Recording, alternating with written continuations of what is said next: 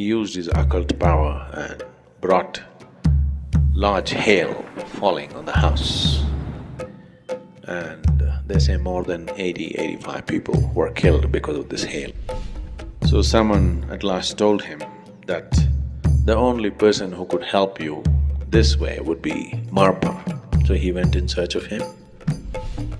So the Hakini came in his vision and she said,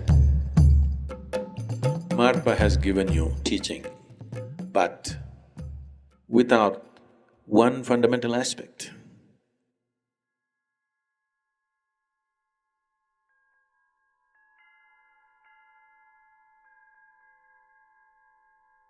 Tibet as a culture, Tibet as a spiritual process. Some of the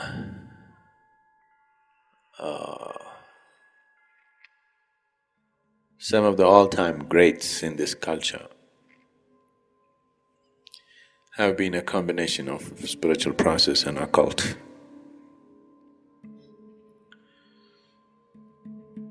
I think in the Tibetan culture, Milarepa stands out. So when Milarepa was young, he lost his father. His father had good lands and property and house, but once his father died, his uncle took over and made his young mother and his younger sister and him like slaves in the house and abused them and tortured them in many ways and took over the whole property. So he grew up with great sense of resentment and anger within himself. And when he became a youth, an adolescent, he left the family and went away.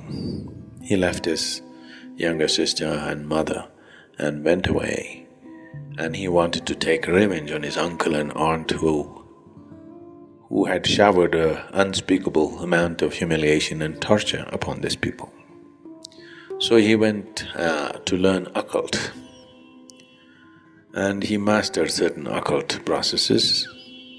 And when he came back, after many years, both his mother and younger sister were dead.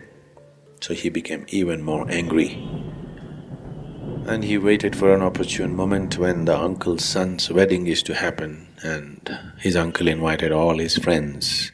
And that day, he used his occult power and brought large hail falling on the house. And they say more than 85 people were killed because of this hail, including his uncle and aunt. The whole place was heaped with hail. And he felt very happy and justified for what he had done. But after some time, this started bothering him. If any human being is sensitive, the moment he misuses something, it'll bother him from within. You have to be in a certain level of grossness to continue that process, otherwise you cannot. Because the very nature of how this life is made, if there is a misuse at a very fundamental level, it is not conscience. I'm not talking about social conscience, I'm not talking about morality. Something much deeper will get disturbed. So similarly, for Milarepa, having done this, something deep inside him got disturbed. So he decided that he has to absolve himself of all this. He thought he has misused life in a very fundamental way. Whatever the justification, he has misused the fundamental process of life, so he wanted to seek the spiritual process. He wanted something with which in this life he will be freed. So he went in search of masters and he went to many people, and all of them were sincere enough to admit that they did not know how to attain realization in this life. They said, we can teach you something which will evolve you. Practice compassion, practice kindness, practice love, slowly you will evolve from lifetime to lifetime. He was not satisfied with those things, and still a certain level of anger was still burning within him. A certain regret certain resentment, certain mixture of anger, a whole cocktail was going within him. So someone at last told him that the only person who could help you this way would be Marpa. So he went in search of him. When he approached the town in which Marpa lived, he met a bunch of children and he asked them. Marpa was known as the translator because he was titled as a translator because he was the one who translated all the great tantric Indian texts into Tibetan language. So he was always known and revered as the translator because he brought that knowledge here. His credentials were 3 times he had traveled to India and met certain masters and gotten teachings from them, methods from them and the texts from them, and he had translated that to local languages. So when he asked, "Where is Marpa the translator?" one child said, "I know where he is," and he took him to the field where Marpa was ploughing the field. So when he took him there, Marpa looked at him and left the plough in the field and gave him a gourd of beer, locally brewed beer. Said, "Drink this and then plough the land." So Milarepa drank that and ploughed. Marpa left and the child stood there. After he completed the ploughing, he didn't know what to do. He stood there.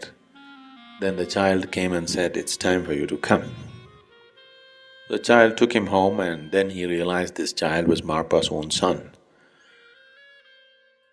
Then Marpa put him through all kinds of physical activity. Milarepa bowed down to him and asked him, "I want Dhamma from you, that kind of Dhamma." Dhamma means a method or a process which will make me realize and become liberated in this life. I don't want to go to the next one. And also, please be kind enough to give me food and shelter. So Marpa said, "You choose. If you want, I'll give you food and shelter. Choose Dhamma elsewhere. Look for Dhamma elsewhere. Or I'll give you Dhamma, you get your food and shelter somewhere else. This is the choice." So Milarepa said, "Okay, I want your Dhamma, I'll get my own food and shelter." So he went out begging. This is a very spirited man, whatever he does, he little overdoes. So he went out begging and he went far. And he gathered sacks of wheat. He's gathering enough for the whole year so that he can sit here and learn his Dhamma. So he collected a lot, then he sold some of the wheat and bought a copper pot with 4 handles on the side, that's a traditional kind of vessel, to cook his own food. Then this heavy load, very heavy load he carried and walked a long distance back, came into Marpa's house and dropped it with one big boom. Marpa was having his lunch. Halfway through the lunch, he left his lunch, came out and said, "It looks like you're very angry. Just now, with your wheat and this vessel, you shook the whole house. It looks like you're out to destroy this house also as you destroyed your uncle's house. Just leave. Enough." Then Milarepa begged, "Please, you asked me to get my food, I got it. It was too heavy, I dropped it." So Marpa said, "Nothing doing, you're out. Because you didn't keep the sack right. You threw it down. You're not fit. So you stay out, do chores, plough my field, clean my house, do whatever." For years he did this. So periodically other students came and they were initiated into many things, but Milarepa got not a single initiation, not a single teaching. He did all the hard work. More than 8 years he worked without a single teaching or initiation. Everybody else were coming for a day, they were getting initiated and they're going, but he waited and waited and waited, doing all kinds of hard work. Then one day he came and sneaked in and sat in a satsang like this where he is not supposed to. Marpa was sitting with his eyes closed, so he sneaked in and sat with other students hoping to be initiated. So Marpa was sitting with eyes closed. He picked up his staff, walked with eyes closed and thrashed Milarepa. He was sitting among the crowd. He came and really thrashed him and physically took him out and threw him out of the place. This happened again and again. He gave certain space, and again when another initiation is happening, he sneaked in, hoping this time he will get it. More than 13 years passed, he didn't get anything. Then one day he pleaded with Marpa's wife, who was taking sympathy with him, who was like his mother, and he begged her, please tell him to give me something. Just one teaching, one little meditation. I know nothing, I'm sitting here for so many years. So she used her good offices with her husband. Then okay, Marpa said, first let him build a house for my son. Single-handedly, he must build a house. I want a three-cornered house. So he built a three-cornered house, it took 2 years. Then he looked at it and said, three-cornered house is not suitable for my son, build a four-cornered house. He built a four-cornered house. Then he said, that's not good, build a five-cornered house. Like this years passed. He worked single-handedly, building these buildings all over the place. Then he said, that is okay, but I need a 60-foot high tower for my son's house. So he built 60-foot high towers, 4 towers at 4 corners of the house. By then he was aging. Then one day he went and crawled at the mother's feet and asked, please do something, my life is passing away. I have not even been given a single teaching. What is this? I know I have done horrible things in the past, I have misused occult and things, but haven't I done enough? So taking little compassion out of place, she took Marpa's letterhead and wrote a letter to another monk who was also empowered to initiate, as if it is Marpa's letter with the necessary seal and everything. So it gave to Milarepa, and Milarepa went to that monk and got initiated. But then nothing happened. Then that monk was shocked. When I initiate something should happen, nothing is happening, what to do? Then Marpa came to know and he called him and got the monk also decertified. Then in utmost remorse, Milarepa was about to commit suicide. Then Marpa called him and then he said, okay, sit down. And he gave him teaching. He said, for what you have committed in the past, I was just giving you methods to work it out, but you are taking your time unnecessarily. If you just go by my word, this would have been over long ago. But you do everything and you take one sneaky way out. Because of that one sneaky way, you're postponing everything for many years.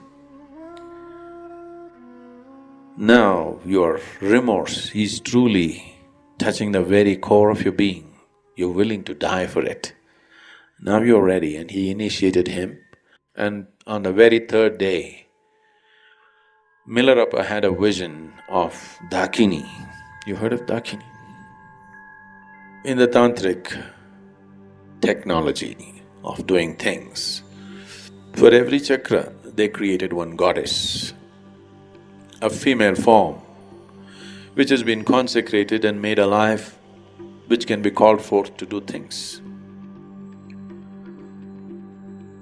Nobody does anything significant without the help of these forces. So Dakini came in his vision and she said,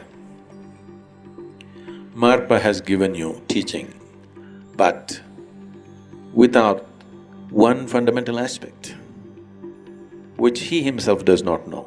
You seek it from him. Ask him if he knows. Then Milarepa went to where Marpa was. Marpa looked at him and said, "Why are you here?" Then he said, "Dakini came and said this, I don't know whether this is for real or this is my imagination, but this is what happened, so I had to come and ask you." Marpa bowed down to Milarepa and said, "Even I don't have that teaching, so let's go back to India." Both of them traveled back to India, to Marpa's guru, who was somewhere in the border of Nepal and Bihar. So they walked all the way, they went there, and when Marpa said this to the guru, that like this Dakini came and said that this particular teaching has not happened, the guru looked at him and said, "This is not yours. This could not have happened to you. How did you get this?" Then Marpa said, "This is not me, this is one of my disciples." Then the guru turned towards Tibet and bowed down. He said, "At last in the dark north, one little light has happened."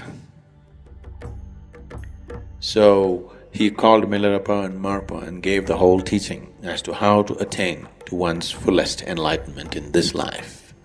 And they came back, and Marpa, who started as a guru, became like a disciple to Milarepa. Milarepa became a shining light in the Tibetan culture.